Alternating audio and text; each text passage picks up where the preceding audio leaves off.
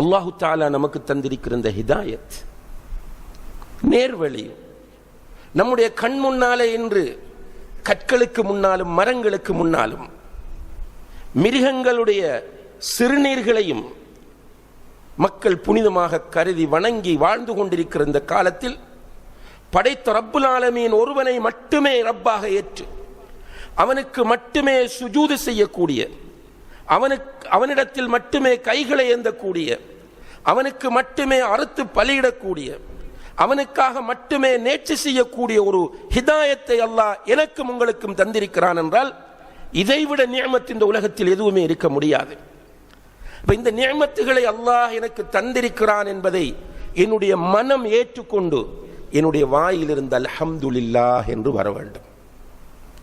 அதனாலதான் ரசூல் ஸல்லல்லாஹு அலைஹி வஸல்லம் அவர்கள் சொன்னார்கள், வல்ஹம்துலில்லாஹி தம்லஉல் மீசான்.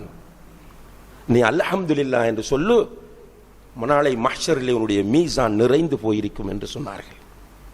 அல்ஹம்துலில்லாஹ், அல்ஹம்துலில்லாஹ்.